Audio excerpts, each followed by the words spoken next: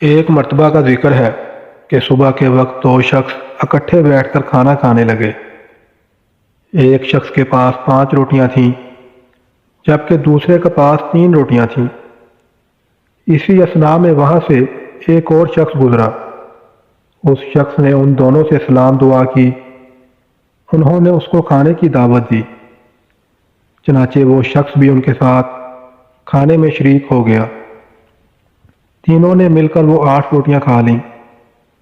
کھانا کھا لینے کے بعد اس تیسرے شخص نے جانے سے پہلے ان دونوں کو 8 درہم دیے اور یہ کہا کہ چونکہ میں نے تمہارے ساتھ کھانا کھایا ہے اس لیے یہ اس کی قیمت ہے، تم دونوں اس رقم کو آپس میں تقسیم کر لینا۔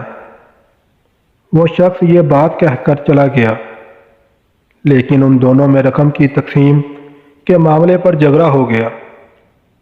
5 روٹیوں والے کا کہنا تھا کہ چونکہ 5 روٹیاں میری تھیں اس لیے 5 درہم کا حقدار میں ہوں، تمہاری صرف 3 روٹیاں تھیں اس لیے 3 درہم تم رکھ لو۔ 3 روٹیاں جس شخص کی تھیں اس کو یہ فیصلہ منظور نہ ہوا۔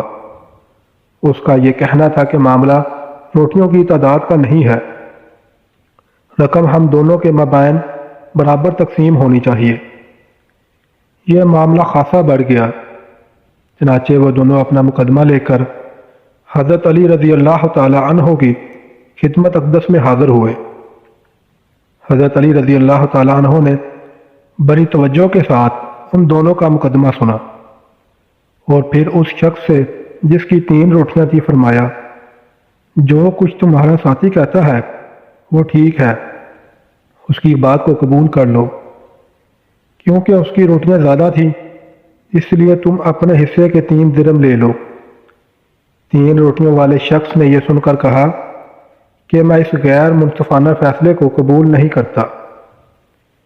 اس پر حضرت علی رضی اللہ تعالیٰ عنہ نے فرمایا، یہ فیصلہ تمہارے حق میں غیر منصفانہ نہیں ہے، ورنہ اگر میں فیصلہ کروں تم کو صرف 1 درہم ملے گا اور تمہارے ساتھی کو 7 درہم ملیں گے۔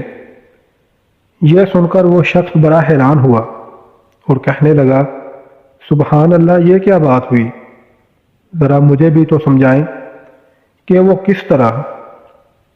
چنانچہ حضرت علی رضی اللہ تعالیٰ عنہ نے فرمایا کہ تم 3 آدمیوں نے 8 روٹیوں کے کل 24 ٹکڑے کھائے ہیں، لیکن یہ نہیں کہا جا سکتا کہ کس نے زیادہ کھائے اور کس نے کم کھائے، اس لیے اپنی روٹیوں کے ٹکڑے کو برابر کر لو۔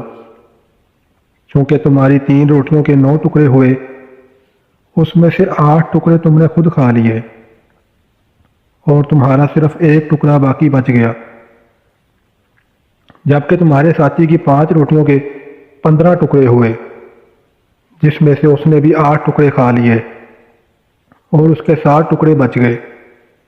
اس طرح مہمان نے تمہاری روٹیوں میں سے بچا ہوا صرف 1 ٹکڑا کھایا اور تمہارے ساتھی کی روٹیوں میں سے 7 ٹکڑے کھائے، اس لیے تم 1 ٹکڑے کے بدلے میں صرف 1 درہم کے حقدار ہو اور تمہارا ساتھی 7 ٹکڑوں کے عوض میں 7 درہم کا حقدار ہے۔ حضرت علی رضی اللہ تعالی عنہ کے اس تفصیلی فیصلے کو سن کر 3 روٹیوں والے شخص نے آپ کے فیصلے کو قبول کر لیا۔